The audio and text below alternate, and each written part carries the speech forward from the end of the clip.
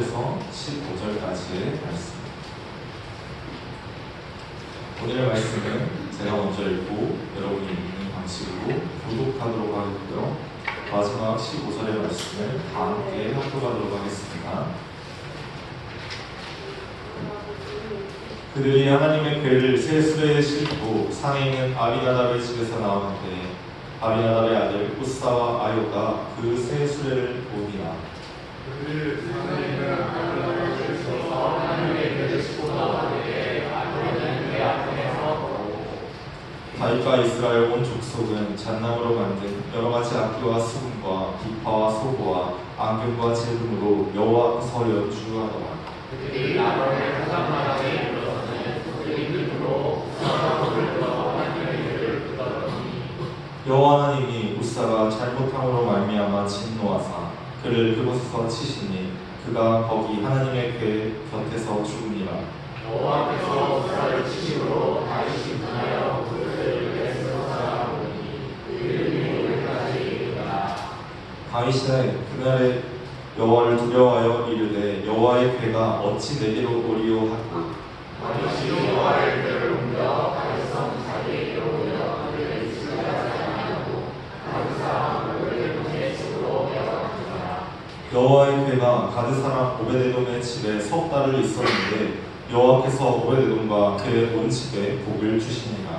어떤 사람이 다윗에게 이르되 여호와께서 하나님의 궤로 말미암아 오베데돔의 집과 그의 모든 부수에 복을 주셨다 하지만 다윗이 가서 하나님의 궤를 기둥으로 메고 오베데돔의 집에서 다윗성으로 올라갔으되 여호와의 궤를 낸 사람들이 6걸음을 가매 다윗이 소와 살진 송아지로 제사를 드리고 다윗이 여호와께서 이름을 주셨으니 그때 다윗이 궤에 다 함께 다윗과 온 이스라엘 족속이 질거를 환호하며 나팔을 불고 여호와의 궤를 내어보니라.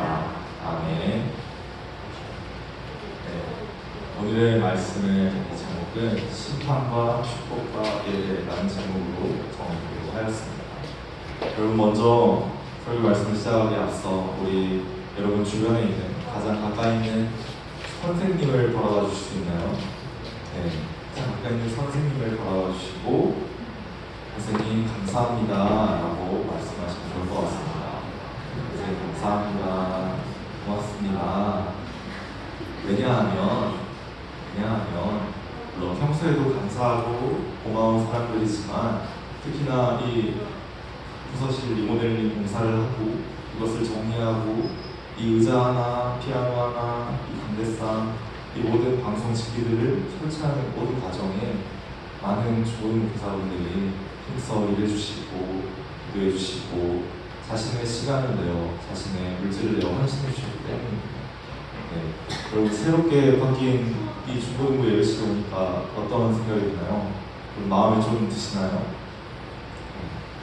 좀 낯설기도 하고 깨끗해진 것 같은데 너무 휑한 것 같기도 하고 하지만 우리가 앞으로 이곳에 이 예배의 시간을 채워가면서 우리들의 공간 또한 하나님께 드려지는 거룩한 공간으로 지어가길 소망합니다.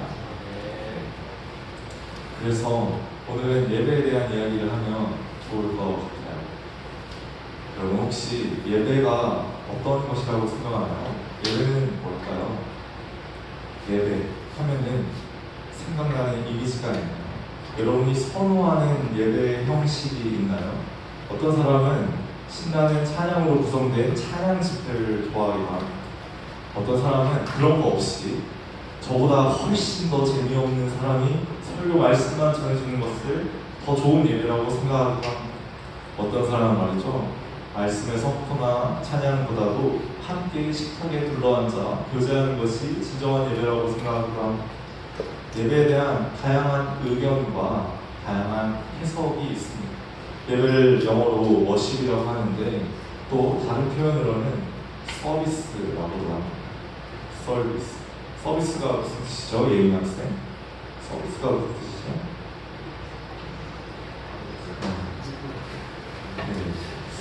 이제 당연히 아는 단어일 텐데 이렇게 물어보면 또 대답하기 어려울 수도 있어요. 서비스. 내가 타자를 위해서 어떤 봉사를 제공하는 것이죠. 그러면 예배가 서비스로 불릴 수 있다면 이 예배는 누구를 위한 서비스일까요? 예배에 참여하는 사람들을 위한 서비스일까요? 아니면 예배를 인도하는 목회자를 위한 서비스일까요? 우리가 오늘 말씀을 통해서 한번 이곳에 대해 알아볼 수 있을 것 같습니다. 오늘 이 본문에 등장하는 이 우사라는 사람은 서비스 정신이 좋은 사람이었습니다. 당시의 환경에선 이스라엘은 철제 기술이 아직 도입되기 전이었습니다. 청동기 시대를 지나고 있었는데요, 역사적으로.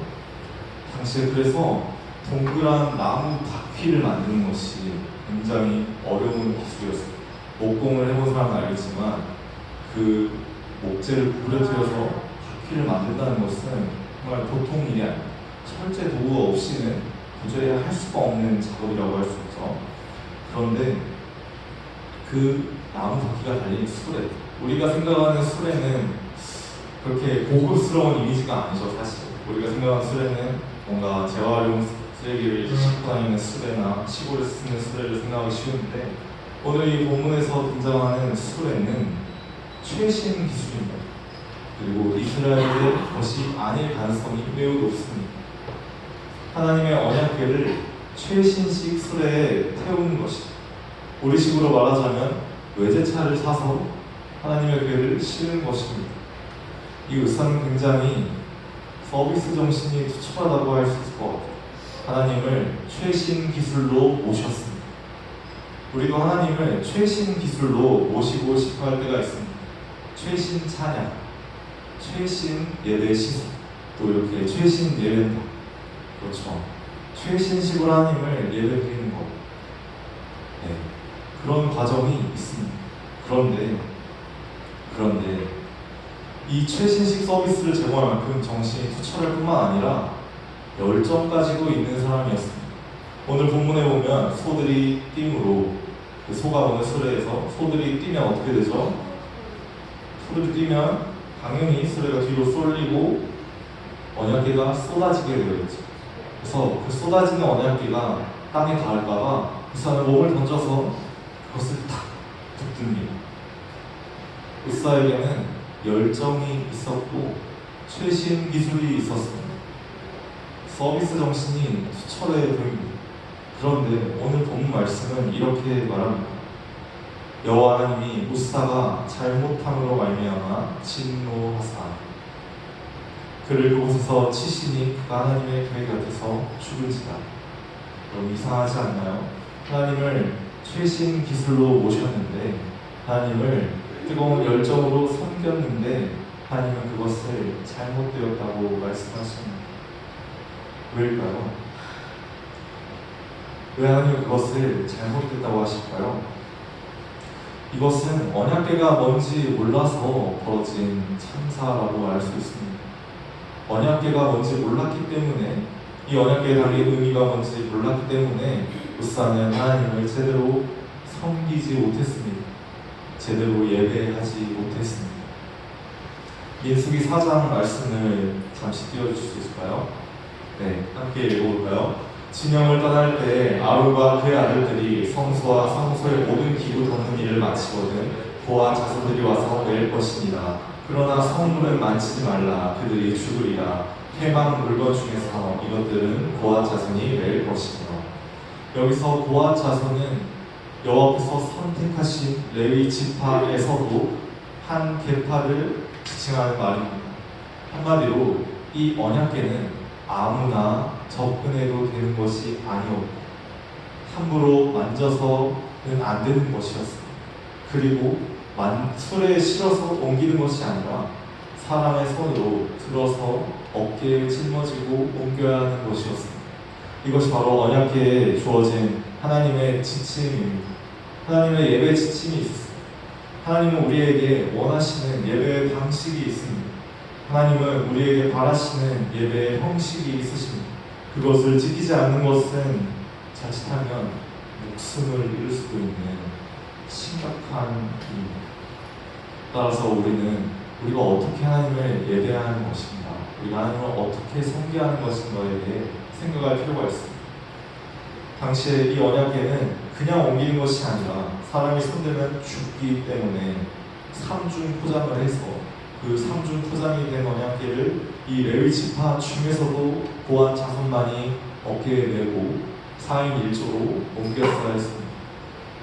언약궤의 크기는 그렇게 크지 않았지만 언약궤의 구성 형태를 보면 우리가 그 안에 담긴 의미를 알 수 있습니다. 언약궤는 기본적으로 나무로 만든 상자인데 이제 직사각형 형태를 정했습니다. 2.5규빗, 1.5규빗, 1.5규빗의 직사각형의 나무 상자인데 여기서 규빗은 이걸 말합니다. 이 손가락 끝부터 팔꿈치까지의 길이. 당시에는 도량형이 제대로 되지 않았죠. 화성한 정도 되는 직사각형의 상자인데 그 나무 상자를 도금해서 금으로 덮어서 그리고 그 위에 천사의 형상으로 날개로 그 상자를 덮어서 그런 모양으로 만들었어요. 언약궤는 덮어진 것입니다. 덮여진 것입니다. 언약궤는 무엇을 덮고 있나요? 그 안의 내용물에는 십계명의 깨진 돌판, 만나 항아리, 아론의 쌀이란 지팡이가 있습니다. 이 모든 것은 다 이스라엘의 불순종의 역사를 담고 있습니다. 하나님께서 안식일을 지켜 거룩히 여기라고 하셨는데 주일 예배를 똑바로 드리라고 하셨는데 그것을 불순종한 역사가 담겨 있습니다. 하나님께서 하나님이 택하신 제사장을 존중하라고 하셨는데 그를 존중하지 않았던 아론을 존중하지 않았던 역사가 담겨 있습니다.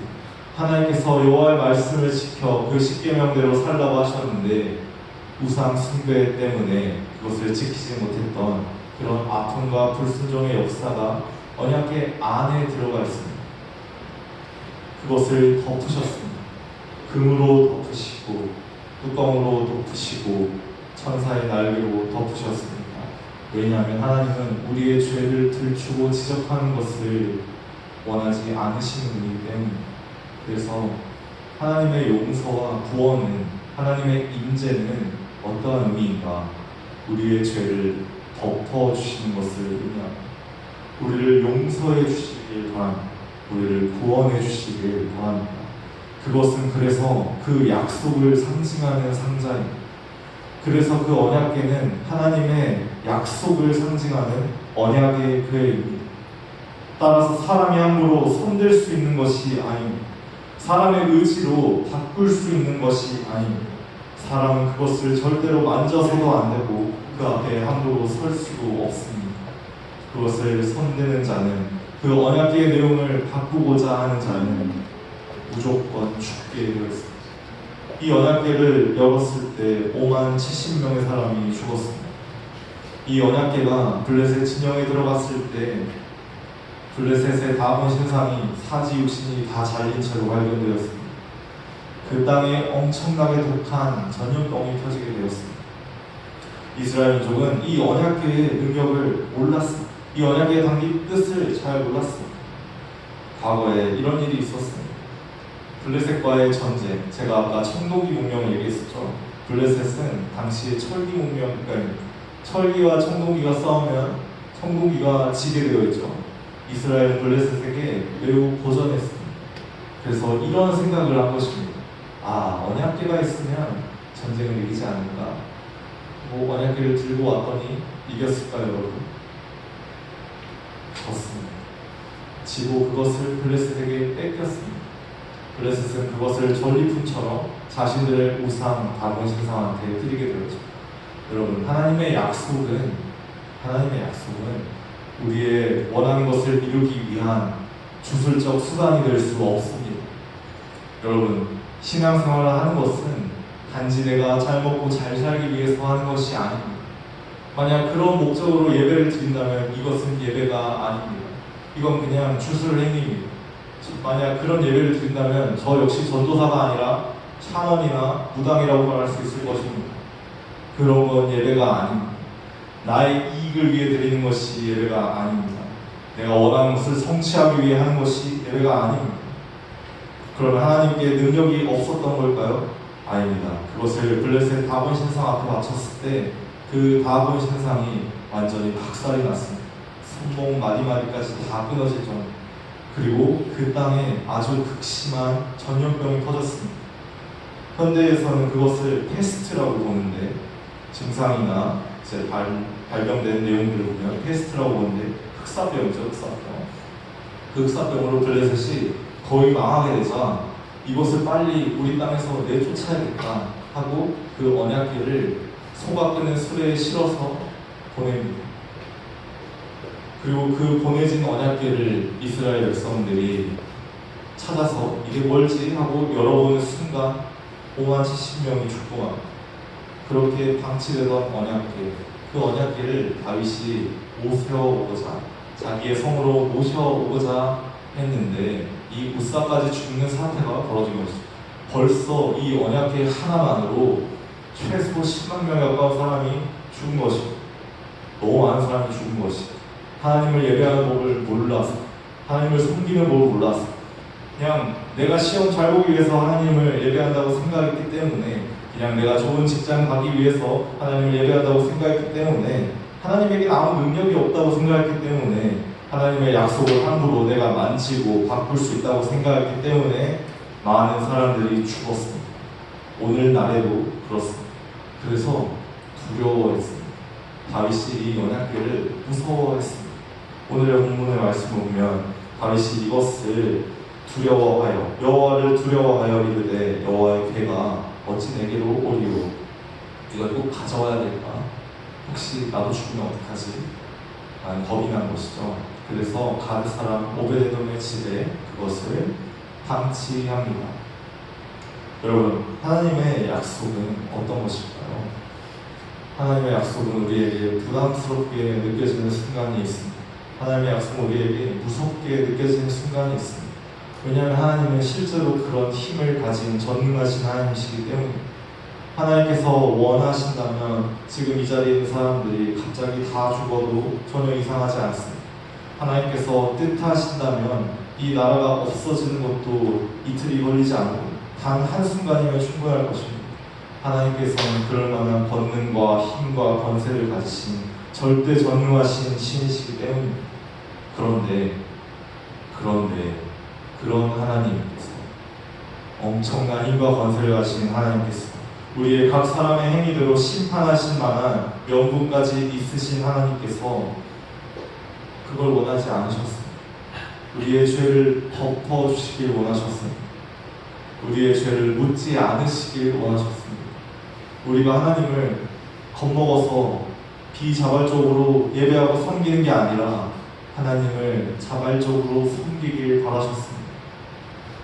서로 말할 것 같으면 하나님께서는 충분히 저의 감정과 이성과 상황과 모든 것을 통제하고 협박하고 겁박해서 저를 굴복시킬 수도 있으신데 그렇게 하지 않으셨습니다. 하나님께서 여러분의 삶을 쳐서 여러분을 굴복시킬 능력이 없습니까? 하나님께서 여러분이 가진 모든 것을 다 빼앗고 하나님만 의지하게 하실 수 있지 않나요? 그럴 만한 능력이 있으시지 않습니까? 그런데 하나님은 그걸 바라지 않으셨습니다. 그걸 바라시는 분이 아닙니다. 하나님께서는 우리가 겸손과 진정한 마음으로 영과 진리로 주님을 자발적으로 예배하길 바라십니다. 자발적인 이 예배가 오베데돔의 집에 있었습니다. 오베데돔은 가드 사람이라는 신분에도 불구하고, 한마디로 당시에 차별받던 지역에서 출생했음에도 불구하고 그는 레위 지파의 자손이었고 하나님을 기쁘시게 섬길 줄 알았습니다. 그 궤를 겸손하게 섬길 줄 알았습니다. 만지지 않아야 한다는 것을 알았습니다. 하나님의 궤를 집에 잘 모셨을 때 하나님은 그의 모든 소유의 복을 주십니다. 여러분이 하나님을 오베데돔과 같이 겸손한 마음으로 섬긴다면, 하나님의 약속에 손을 대지 않고 그 앞에 기도하며 섬긴다면 하나님은 여러분의 삶에 모든 영역에 복을 주실 것입니다. 여러분이 하는 학업일 수도 있고, 여러분이 준비하는 진로일 수도 있고, 여러분의 가정일 수도 있고, 여러분이 가진 볼펜 하나까지, 샤프심 하나까지 하나님은 다 복되게 하실 것입니다. 하나님께서는 그런 복을 주시기를 기뻐하시는 분이시기 때문에 이 사실을 보고 다윗은 깨달았습니다. 역대상 15장 2절의 말씀을 한번 읽어보겠습니다.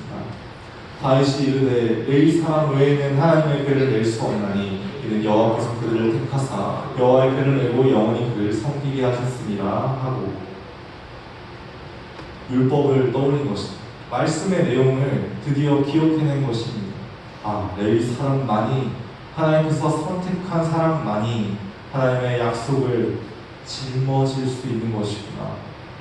여러분, 하나님의 약속은 술에 편하게 실어서 보내야 되는 것이 아니고요, 함부로 만져서 바꿀 수 있는 것이 아니고요, 우리의 어깨에 짊어져야 하는 것입니다. 하나님께 택함을 받은 우리가, 하나님의 부르심을 받은 우리가, 지금 이 자리에 앉아있는 여러분 한 사람 한 사람이 하나님의 약속을 어깨에 짊어져야 하는 것입니다. 하나님께서 우리를 선택하셨기 때문이죠. 이것이 다윗에게 기쁨이 되었습니다. 이것이 다윗에게 찬송이 되었습니다. 여러분, 예배가 무엇이냐 묻는다면 예배는 거래가 아닙니다. 예배는 하나님 내가 찬양 드렸으니 복 주세요 다 아닙니다. 하나님 내가 기도 드렸으니 내 소원을 들어주세요 다 아닙니다. 하나님은 렌트의 요정 진이가 아니십니다. 하나님은 그런 분이 아니십니다. 예배란 하나님께서 나의 죄를 덮으시고 하나님께서 나를 구원하시길 원하시기 때문에, 복 주시길 원하시기 때문에 우리가 주님의 약속을 우리의 삶에 짊어지는 그 순간 우리의 입술에서 자연스럽게 흘러나오는 찬양과 경배의 반응이 예배란 그런 것입니다. 여러분, 지금까지 어떠한 예배를 드려왔든 그것은 중요하지 않습니다. 앞으로 이 새 예배당에서 우리는 이전에는 그런 예배를 드리지 않았을지라도 앞으로는 주님의 마음을 기쁘시게 하는 새로운 예배를 드리기 소망합니다. 베드로전서 2장 20절 우리가 함께 22절인데 제가 잘못 외우고 있었기 때문에, 그런즉 너희는 택하신 족속이요 거룩한 나라요 그의 왕같은 대제사장들이라. 한마디로 우리는 주님의 선택을 받은 백성이기 때문에, 우리는 주님의 택함을 받은 사람들이기 때문에 이 시대에 살아가는 이 땅의 레위인으로서, 거룩하게 구별된 크리스천으로서 주님의 거룩한 나라를 이뤄가는 일에, 주님의 약속을 짊어지는 일에 앞장서는 한 사람 한 사람이 되어야 할 것입니다. 여러분, 학교의 현장에서 제가 요즘 노방 전도를 하고 있거든요. 지금까지 교문중학교, 장자중학교, 저를 만난 사람도 있을 겁니다. 구리고등학교, 토평고등학교, 토평중학교 이렇게 전도를 계속 하고 있는데 사람들이 학생들의 반응이 참 재밌습니다. 무서워해요. 예수님 믿으세요 하면은 도망갑니다. 후다닥. 그리고 나와주고 있는 걸 보면 멀리서 이렇게 돌아가요. 마주치지 않게. 하지만 받는 사람들도 많이 있습니다. 약속이란 그런 것입니다. 복음이 값없이 주어지지만 공짜가 아닌 것처럼 예수님을 믿으라는 그 말을 받을 수 있는 사람과 받을 수 없는 사람이 있습니다. 이 자리에 앉아있는 여러분은 주님의 약속을 받을 수 있는 한 사람이 되길 소망합니다. 주님의 약속을 등에 짊어지고 받는 참된 예배자가 되기를 소망합니다. 우리가 함께 별단 찬양, 나는 예배자입니다 라는 찬양으로 드리기 원하고요. 우리가 주님께 앞으로 드릴 수많은 예배들이 있죠. 이 예배당에서 드릴 수많은 예배가 있고, 이 예배당이 아닌 곳에서 드릴 수많은 예배도 있습니다. 또 삶의 현장에서 드릴 예배도 있을 텐데, 우리는 그 모든 예배의 순간에 이 예배가 하나님과 거래하는 것이 아니라 정말 나에게 은혜 주시고 복 주신 하나님을 향한 그런 찬양과 경배의 마음을 주는 자연스러운 반응이 되길 소망합니다.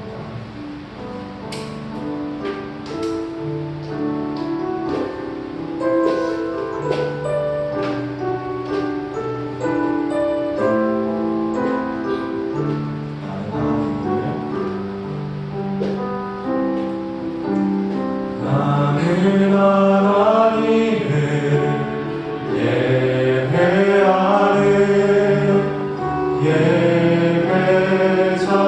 예배자입니다. 내가 서 있는 곳 어디서나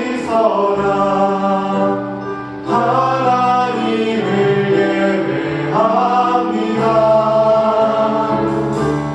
내 영혼 거룩한 은혜를 향하여 내 마음 완전한 하나님 향하여 이곳에서 바로 이 시간 하나님을 예배합니다. 처음부터 찾아뵙습니다. 나는 하나님을 예배하는 예배자입니다. 내가 서 있는 곳 어디서나 하나님을 예배합니다. 내 영혼 거룩한 은혜를 향하여 내 마음 완전한 하나님 향하여